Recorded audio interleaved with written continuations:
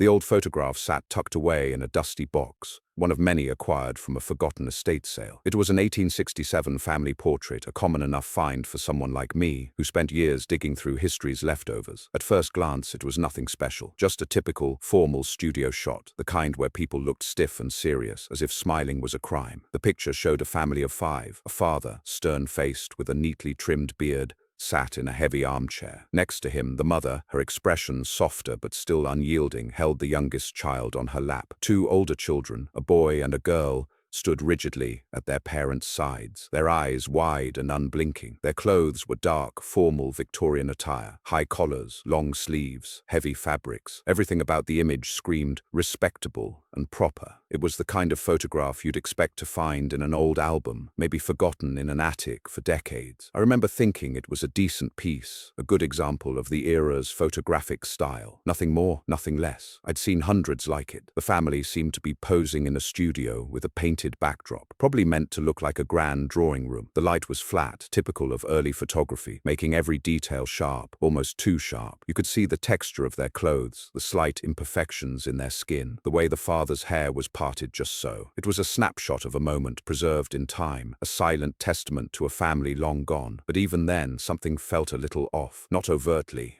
not in a way I could point to immediately. It was more like a flicker, a brief shadow in my peripheral vision that vanished when I tried to focus. My eyes kept returning to the father. He wasn't just stern. There was an intensity there, a stillness that felt less like composure and more like suppression. His hands were clasped in front of him, and his gaze was fixed straight ahead, almost through the camera, as if looking at something far beyond the lens. It wasn't a full discovery, just a nagging feeling, a quiet whisper that maybe, just maybe, this wasn't as ordinary as it seemed. My life has been spent sifting through the past, collecting remnants of other people's lives. Old letters, forgotten trinkets, faded photographs. They all tell a story, if you know how to listen. I've developed an eye for the unusual, a sixth sense for objects that hold more than their surface suggests. Most of the time, it's just a hunch, a feeling that an item has a deeper history. This particular photograph had that pull. It wasn't expensive, just another piece in a pile of ephemera. But something about it, that subtle, almost imperceptible wrongness, made me pick it up. I often say that objects choose you, not the other way around. This portrait felt like it had chosen me. It wasn't a grand, dramatic moment. There was no sudden revelation or flash of insight. Just a quiet, persistent tug. I bought it along with a few other items, mostly out of habit and that vague, unsettling curiosity. It joined the collection, a new addition to the shelves of forgotten histories. The portrait's journey from being just another dusty item in a box to taking up residence in my study was unremarkable. It traveled in a cardboard box, then sat leaning against a wall for a few days, waiting its turn to be properly catalogued and stored. But I found myself looking at it more often than I expected. Each time I passed by, my gaze would drift to the father's face, to those unblinking eyes. That subtle anomaly, that feeling of something being not quite right, refused to dissipate.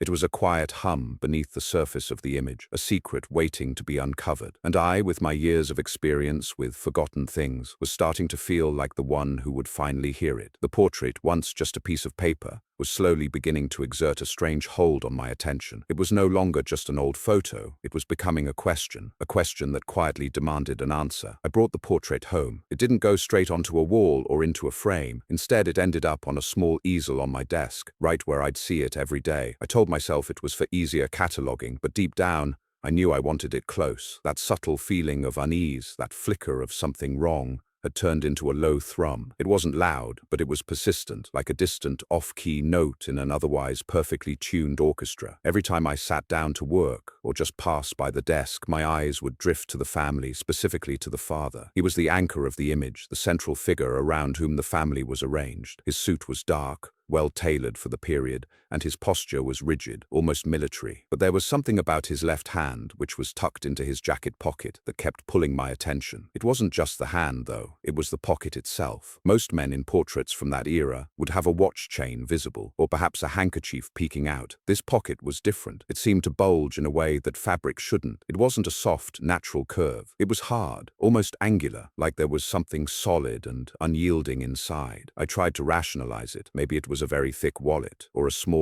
unusually shaped book, perhaps a daguerreotype case, though those were usually held, not stuffed into a pocket like that. But each explanation I came up with felt forced, like I was trying to convince myself of something I didn't quite believe. The more I looked, the more that bulge seemed to stand out, a small but undeniable disruption in the otherwise smooth lines of his attire. It was a detail that, once noticed, became impossible to ignore. It chipped away at the portrait's placid surface, introducing a discordant element. The discomfort grew. It wasn't a sudden shock or a dramatic revelation, but a slow, creeping sense of unease. It was the kind of feeling you get when you notice a small crack in a wall that you know wasn't there yesterday. The portrait, which had initially drawn me in with its quiet mystery, was now starting to feel less like a curiosity and more like a puzzle, with a missing, unsettling piece. The father's gaze, which I had initially perceived as stern, now seemed to hold a hint of something else, something hidden, almost defiant. His eyes, fixed straight ahead, no longer felt like they were looking through the camera, but past it, past me, past everything, into some distant, private space. I found myself spending longer and longer staring at that particular spot on the photograph. I'd pick it up, hold it closer to the light, then further away. I'd tilt it, hoping a different angle would reveal a trick of the light, a fold in the fabric that explained the odd shape, but it never did. The bulge remained stubbornly present, a small, dark secret tucked away in plain sight. It was driving me a little crazy, to be honest. My collection is usually a source of quiet contemplation, a connection to history. This was becoming an obsession. The realization hit me that a simple visual inspection wasn't going to be enough. My eyes, no matter how keen, could only do so much. The image itself was old, printed on thick paper, and the details, while sharp for 1867, were still limited by the technology of the time. If there was something truly significant in that pocket, something beyond a simple wallet or watch, I needed to get closer, much closer. I needed to peel back the layers of time and emulsion. The decision to investigate further wasn't made lightly. I respect the integrity of historical artifacts, and I'm always cautious about altering them, even digitally. But this wasn't about changing the picture, it was about seeing it more clearly. I had access to some pretty good equipment, a high-resolution flatbed scanner, and some specialized image analysis software. It was originally for restoring faded documents and photographs, bringing out details that had been lost to time or damage. Now, I aimed to use it to uncover something that had been intentionally, or at least strategically, concealed. I carefully placed the portrait on the scanner bed, ensuring it was perfectly flat and aligned. The machine whirred to life, its internal light sweeping across the faded image, capturing every speck of dust, every minute crack in the emulsion. The digital file that resulted was massive, far larger than what was needed for a simple archival copy. But that was the point. I wanted every pixel, every nuance of shade and texture. This wasn't just about preserving the image, it was about dissecting it, about extracting a secret that had been held captive for over a century and a half. As the image loaded onto my computer screen, I felt a strange mix of excitement and trepidation. It was like standing on the edge of a cliff, knowing there was something significant below, but unsure if it would be a treasure or a terrifying abyss. The family stared back at me, their faces now magnified, their expressions even more pronounced. The mother's gentle smile, the children's wide, curious eyes, they all seemed to fade into the background as my cursor hovered over the father's left pocket. This was it. This was where the answer lay, hidden in plain sight, waiting to be revealed. The quiet hum of unease was now a distinct, anticipatory buzz in my ears. I took a deep breath, and I clicked to zoom in. The screen filled with the textured fabric of his coat, and slowly, painstakingly, the peculiar shape within the pocket began to resolve into something more distinct. The screen filled with the textured fabric of his coat, and slowly, painstakingly, the peculiar shape within the pocket began to resolve into something more distinct. My initial shock was a physical jolt. It wasn't a watch, not a wallet, not even a folded letter. It was something hard, metallic and undeniably sharp. As the pixels sharpened, the outline became clearer, and a cold dread started to creep up my spine. The object wasn't just a bulge, it was a specific, recognizable shape. It looked like a small, ornate dagger. My mind raced, trying to find another explanation. Maybe it was some kind of Victorian letter opener, a decorative tool, but the hilt, though tiny, was clearly designed for a grip, and the blade, even through the fabric, had a sinister gleam. It was too small to be a full-sized weapon, but too substantial to be a mere trinket. The details were unnerving, a faint pattern on the handle, a slight curve to the blade that hinted at its purpose. This wasn't a harmless object, It was a weapon, or at least a very convincing miniature replica of one, tucked into the pocket of a seemingly respectable man posing with his family. The initial disbelief quickly turned into a chilling certainty. This wasn't an accident of light or a trick of the eye. This was deliberately there, and it was deliberately hidden, or at least positioned in a way that wouldn't be obvious to a casual observer. The father, with his stern but seemingly kind expression, now looked entirely different. His eyes, which I had first interpreted as stoic, now seemed to hold a watchful, almost calculating glint. The slight smirk on his lips, had I imagined it before, now felt like a secret he was barely containing. The portrait transformed right before my eyes. What was once a quaint, historical artifact, a window into a bygone era, suddenly became a disturbing enigma. The innocent smiles of the children, the gentle hand of the mother resting on her husband's arm, all of it took on a forced, almost tragic quality. They weren't just posing for a picture. They were part of a tableau, a carefully constructed illusion. The air in my study, which had been comfortable moments before, now felt heavy, charged with a tension that had been locked away for over 150 years. I zoomed out slightly, taking in the whole family again. The mother's gaze, directed softly at her husband, now seemed less like affection and more like a quiet plea, or perhaps even a silent warning. The children, usually so full of life in these old photos, now appeared almost static, frozen in a moment that felt less like family joy and more like a forced performance. The discovery of that object in the father's pocket didn't just change one detail. It changed everything about how I saw the entire image. My personal sense of dread was palpable. It wasn't just an academic curiosity anymore. It felt like I had stumbled upon something deeply personal, a dark secret belonging to strangers from the past, the kind of secret that people went to great lengths to conceal, and now I was privy to it. The thought that this family, smiling for the camera, could harbor such a hidden, dangerous element was unsettling. It made me question every other detail, every other expression in the photograph. Was the mother's dress really just a fashion choice? Or was it a specific color for a reason? Were the children holding their toys innocently? Or were they clutching them for comfort, or even protection? The silence in the room was deafening, broken only by the soft hum of my computer. I sat there for a long time, just staring at the image, letting the weight of the revelation sink in. This wasn't merely a historical curiosity. It was a puzzle, a mystery that had been staring at the world, unblinking, for generations. And I, by sheer chance and a nagging feeling, had just uncovered its first horrifying piece. The innocent facade was shattered, replaced by a profound sense of unease. The family portrait, once a symbol of domestic tranquility, now whispered of something far more sinister, something hidden beneath the surface of polite Victorian society. And I knew, with absolute certainty, that I couldn't just put this picture away and forget about it. The object in the father's pocket demanded answers, and I felt an undeniable pull to find them. This was more than just a historical photograph. It was a silent witness to a story that had been waiting for someone to finally listen. The chilling impact of this discovery was that it wasn't just about an object, but about the unspoken narrative of an entire family, forever changed by what that object represented. The smiles, the clothing, the backdrop, all of it was a stage, and the father's pocket held the key to the real dark drama unfolding within. My mind raced, trying to make sense of what I was seeing. This wasn't some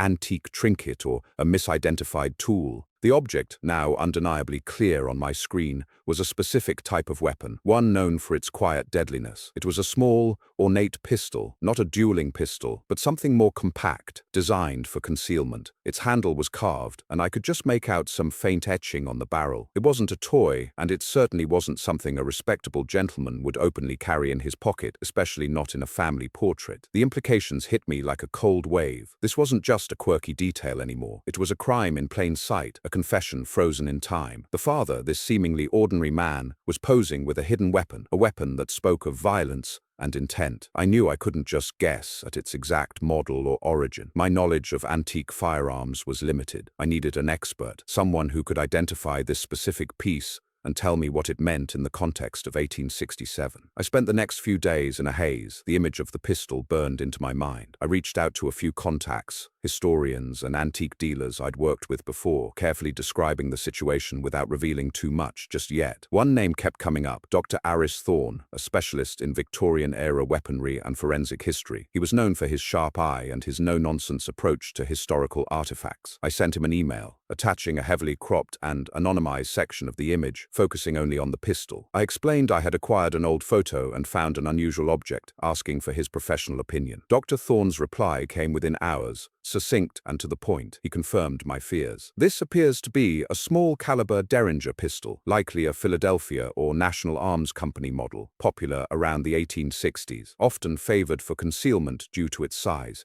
A single-shot weapon, but quite effective at close range. What is its context? His question hung in the air. The context was everything. A Derringer. The name itself carried a certain weight, synonymous with assassinations and back-alley dealings, not family photo albums. The confirmation from Dr. Thorne solidified the chilling reality. This wasn't just a father with a strange bulge in his pocket. It was a man with a concealed weapon, a weapon designed for a very specific, very dark purpose. The immediate implications for the father's character were profound. The respectable facade of the Victorian patriarch shattered, replaced by the image of someone dangerous, someone who lived with secrets. The family's pretense, their carefully arranged normalcy, now felt like a grotesque charade. How could they stand there, smiling, knowing what he carried, or did they know? The thought that the mother and children might have been oblivious was almost as disturbing as the idea that they were complicit. The photograph, once a window into a past family life, had become a looking glass into a potential crime, a moment suspended before or after some terrible act. The dawning horror of what this object represented, tucked away in that formal portrait, was overwhelming. It wasn't just a piece of history, it was a piece of evidence, a silent accusation spanning over a century. This wasn't about a simple family, it was about a family entangled in something far more sinister. The weight of this secret pressed down on me. I felt a strange responsibility, as if I had become the keeper of this long-buried truth. I grappled with the ethical dilemma. What did I do with this information? This family, or at least the father, was long dead. Their descendants, if any, might live completely unaware of this dark chapter. Was it my place to unearth a scandal that had been hidden for so long? Or was it my duty, as someone who cared about history and truth, to bring it to light? The thought of revealing such a deeply personal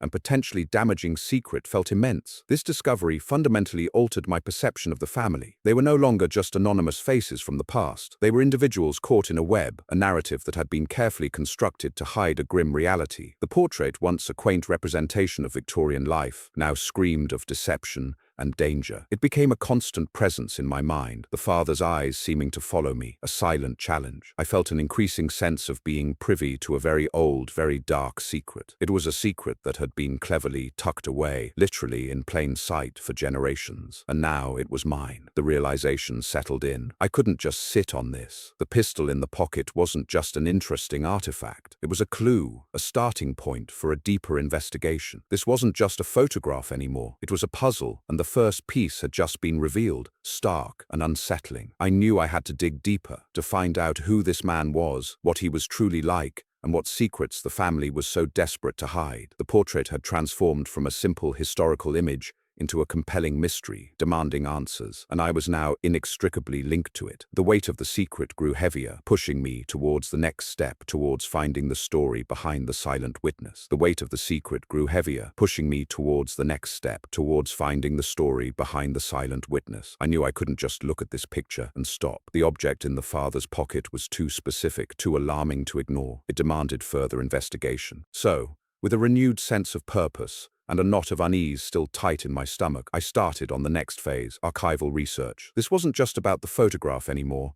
It was about the people in it, about their lives, and about the truth hidden beneath the surface of that formal pose. My first step was to try and identify the family. The back of the photograph had a faint, almost illegible inscription. After several attempts under different lighting conditions and with a magnifying glass, I managed to decipher a surname, Blackwood. There was also a date, 1867, which I already knew, and a location, Leeds, which was a crucial new piece of information. Leeds, England, in the late 1860s. That narrowed things down considerably, but still left a vast amount of ground to cover. I started with online archives, looking for census records from 1861 and 1871. These would give me an idea of the family structure, occupations, and addresses. It was tedious work, sifting through digitized, handwritten documents, often faded and difficult to read. I searched specifically for a Blackwood family in Leeds, with a father, mother, and at least 2 children, matching the ages in the photograph as best I could estimate. There were several Blackwood families, but one in particular caught my eye. A William Blackwood, listed as a prosperous textile merchant, residing in a respectable part of Leeds, with a wife named Eleanor and 2 children, a son Thomas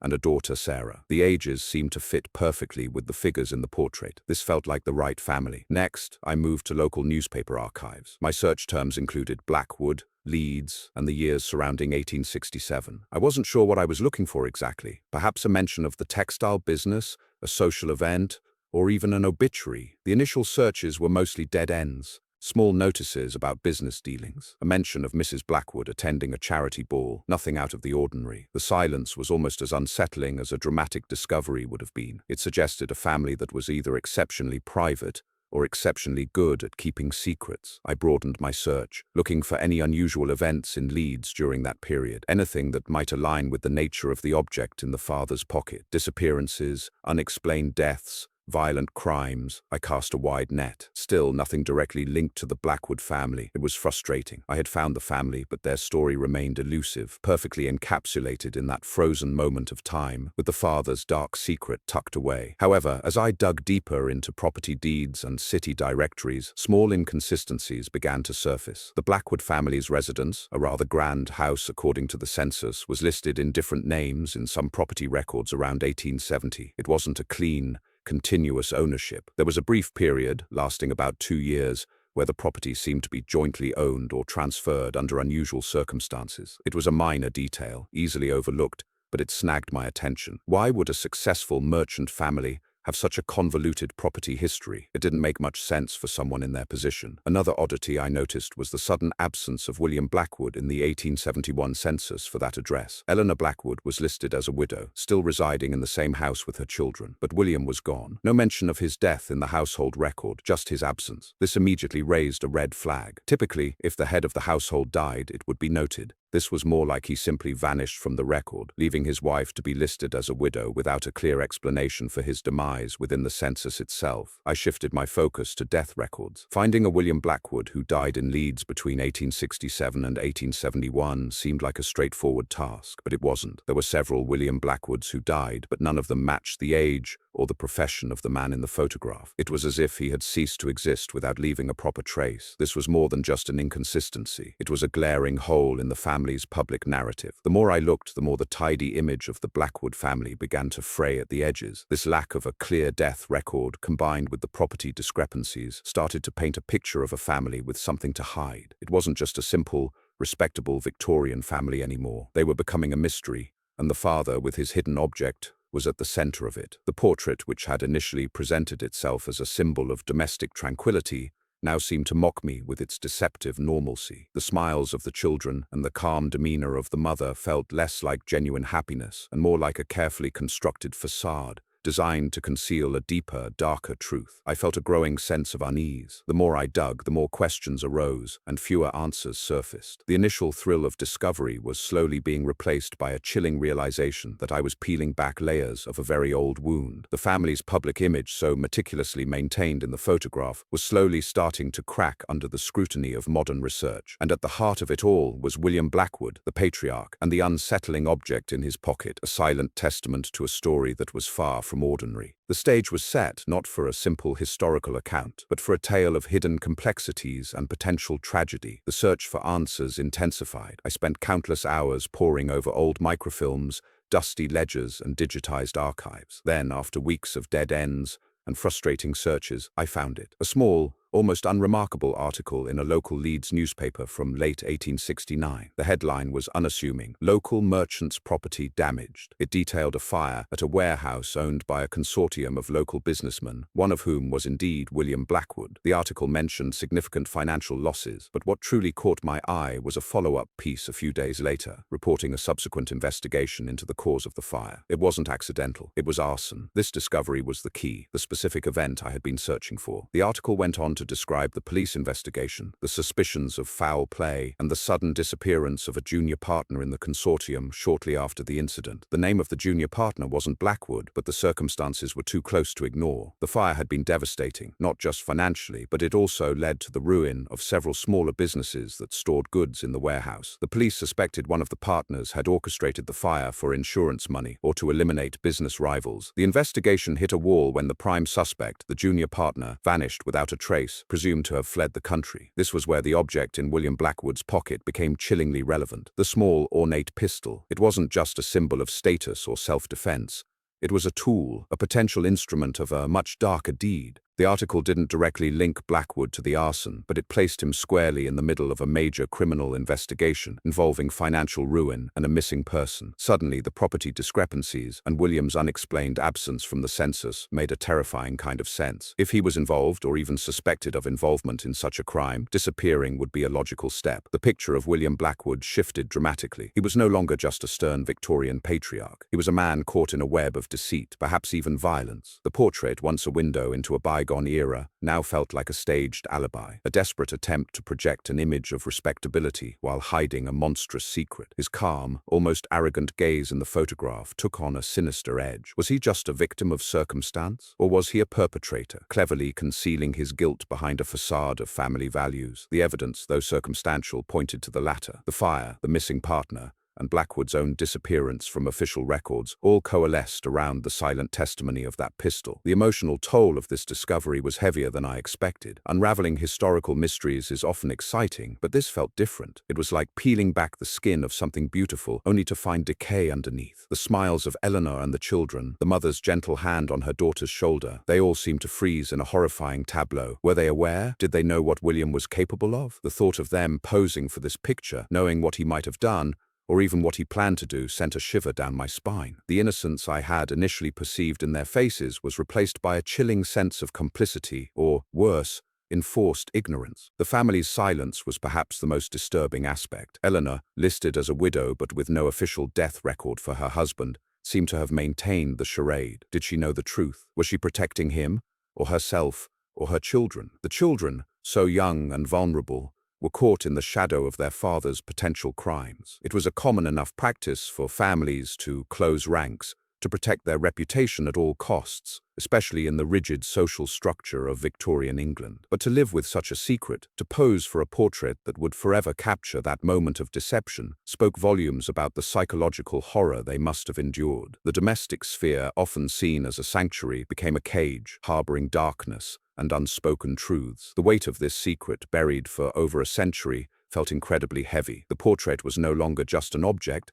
it was a testament to a family's struggle with a terrible truth. The formal poses, the stiff expressions, they weren't just Victorian custom, they were a shield, protecting a secret that could shatter their world. William Blackwood, the man in the center, held the key to that secret literally in his pocket. His confident stance, his direct gaze, now seemed less like assurance and more like a challenge, daring anyone to look closer, to uncover the hidden truth he carried. The portrait, once a symbol of family unity, transformed into a chilling monument to a hidden crime and the family's silent complicity. The story was no longer just about an object. It was about the profound and disturbing impact of a dark truth on an entire family. The unsettling discoveries had a profound effect on me, reaching beyond academic curiosity. After spending weeks immersed in the Blackwood family's dark history, I started to notice things in my own home. It began subtly. A faint smell of old wood smoke, even though my fireplace hadn't been used in months. Then a distinct chill in the air around the portrait, regardless of the room's temperature. It wasn't just a draft, it was a cold spot that seemed to follow me when I was near the painting. I tried to rationalize it, blaming old pipes or a faulty heating system, but the feeling persisted. One evening,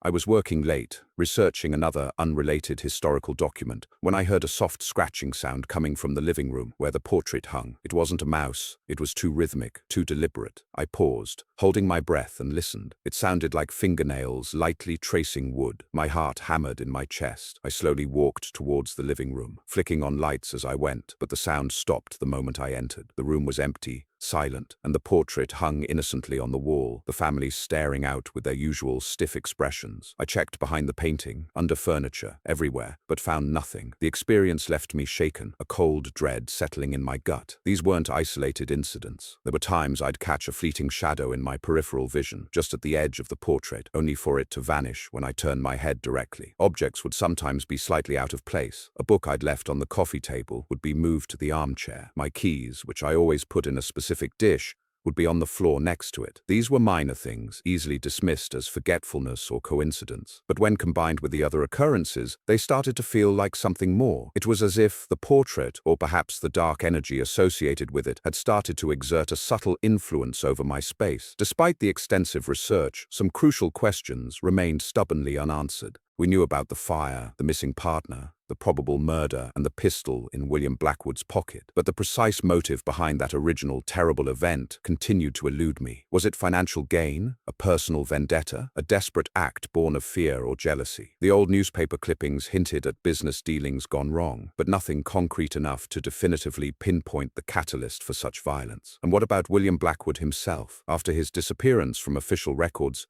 did he simply vanish into thin air? Or did he manage to forge a new life under a different name, haunted by his past? The record stopped, leaving a gaping void where his later life should have been. Then there was the lingering impact on Eleanor and the children. How did they truly cope with the aftermath? Eleanor was listed as a widow, but her husband's death was never officially recorded. Did she remarry? Did she ever truly escape the shadow of William's actions? And the children, those innocent faces in the photograph, what kind of lives did they lead, growing up with such a horrifying secret hanging over their family? Did they ever speak of their father, or was his name forever buried under a mound of silence and shame? These were the human elements of the story that the dusty archives simply couldn't provide. The portrait, in its profound silence, offered no further clues, only its unsettling gaze. It became a conduit not just to a historical event, but to an unresolved trauma that seemed to echo through time. The portrait's psychological grip on me intensified. What had started as a fascinating historical project had slowly morphed into something obsessive, something almost parasitic. I found myself spending more and more time simply staring at the painting, trying to decipher the unspoken narratives in their eyes, searching for answers that weren't there. The dread wasn't just about the historical facts. It was the feeling of being intimately connected to a century-old secret, a secret that now felt alive, breathing down my neck. The innocent smiles of the children, once a source of historical charm, now seemed to mock me, their eyes holding an ancient, unknowable sorrow. I started having vivid dreams, not nightmares exactly, but unsettling visions of the Blackwood family home, the crackling of fire, hushed whispers, and the distinct smell of gunpowder. I'd wake up in a cold sweat, the images lingering, making it hard to distinguish between dream and memory. The portrait hanging in the living room seemed to draw all my attention, pulling me into its narrative. It was no longer just a piece of art. It was a living entity, a repository of sorrow and violence, and I, the accidental discoverer, was now entangled in its web. The realization dawned on me that some secrets, once unearthed, refuse to be buried again. They cling to you, demanding attention, demanding resolution. This wasn't just a story I was researching. It was a story that was now researching me, probing my own sense of peace and security. The thought that the family's dark energy, their unspoken truths, might somehow be imprinted on the image itself became a chilling possibility. The portrait had absorbed their fear, their guilt, their silence, and now it was slowly, subtly, releasing it back into the world, right there in my home. It was a haunting, not of ghosts, but of history itself, refusing to stay silent any longer. I was caught in its orbit, a silent witness to a past that insisted on being remembered. My fascination had turned into a burden, a heavy weight that settled on my shoulders every time I looked at those painted faces. The weight of this secret, the full horror of what I had uncovered, pressed down on me. I had unearthed a truth that had been buried for over a century, a truth that painted a respected family in the darkest of colors. The dilemma of what to do with this knowledge became my constant companion. Should I share it, expose William Blackwood for the monster he was, and perhaps in doing so bring a kind of justice to the memory of the missing women? Or should I keep it to myself, allowing the portrait to maintain its deceptive facade, a silent guardian of a terrible past? There were ethical considerations, of course. Exposing this tale would inevitably stir up public outcry, perhaps even tarnish the memory of the surviving Blackwood descendants, even if they were completely innocent of their ancestors' crimes. What good would come of it, truly? The victims were long gone. William Blackwood was long gone. Was it my place to be the arbiter of historical judgment, to shatter the perceived peace of a family's legacy, however stained it might be? Yet the thought of letting this secret remain hidden, of allowing William Blackwood to continue to appear as merely a stern Victorian patriarch, felt wrong, a betrayal of the truth I had painstakingly uncovered. The portrait itself, hanging there, seemed to demand a decision. Its enduring power was undeniable. It had drawn me in, slowly, subtly, revealing its layers of deception and dread. No matter what I chose to do, the portrait would forever carry its chilling secret for me. Its innocent facade was irrevocably shattered, at least in my eyes, and for anyone else who might come to know its hidden truth. The image now served as a stark reminder that appearances can be profoundly deceiving. What looked like a simple family portrait was, in fact, a carefully constructed lie, a monument to a man's depravity hidden in plain sight. I spent weeks agonizing over it, the portrait watching me with its silent, knowing gaze. I tried to imagine the reactions, the shock, the disbelief, the morbid fascination. I pictured academic papers, documentaries, perhaps even a sensationalized news story. But then I thought about the quiet dignity of the missing women, their lives cut short, their stories silenced. Would bringing this to light truly honor them, or would it just turn their tragedy into a spectacle? I wasn't sure. The personal cost of living with this revelation was already high, the portrait having taken root in my mind, altering my perception of the past and my own sense of security. One evening, as dusk settled, and the room grew dim, I found myself standing before the portrait again. The father's gaze, once benign, now seemed to hold a silent, menacing confession. His eyes, in the fading light, appeared darker, deeper, hinting at the darkness he harbored. The small smirk that had initially seemed like an innocent quirk now felt like a cruel taunt. It was as if he knew I had discovered his secret, and he was daring me to do something about it. The unsettling thought that history's shadows could emerge from the most unexpected places, forever altering our perception of the past, became a palpable presence in the room. I reached out, my fingers hovering just inches from the cold, smooth surface of the frame. The faces of the children, their youthful innocence, seemed to plead with me. Their mother Eleanor looked tired, her eyes holding a sadness I now understood. It was a sadness born of a terrible secret, a life lived under the shadow of a monster. I could almost hear the whispers of the past, the faint echoes of their silent suffering, trapped within the canvas. After much deliberation, I decided that the truth, however dark, deserved to be acknowledged, but not necessarily sensationalized. I wouldn't go to the tabloids or seek immediate fame. Instead, I would write a detailed, academically sound paper, presenting all my findings, the photographic evidence, the archival research, and the historical context. I would seek out a reputable historical journal or institution, one that valued truth and careful scholarship over sensationalism. My goal wasn't to destroy a family's name, but to shed light on a forgotten tragedy, to give a voice to the voiceless, and to ensure that William Blackwood's true nature was no longer hidden behind a polite Victorian smile. The portrait would continue to hang in my home for now, a constant reminder of the thin veil between appearance and reality, but it would no longer be just a decorative piece. It would be a testament to a hidden truth, a chilling artifact of a dark chapter in history. Every time I looked at it, I would see not just a family, but a story of deception, murder, and the enduring power of secrets. The father's gaze would always be there, silent, menacing, but now his confession was clear, and I, the accidental custodian of his truth, would ensure that his silence no longer meant oblivion for his victims. The mystery was solved, the horror revealed, and the past, in its own unsettling way, had finally spoken. The story of the Blackwood family and the dark object in the father's pocket was finally understood, forever altering how I, and eventually others, would view that seemingly ordinary family portrait from 1867.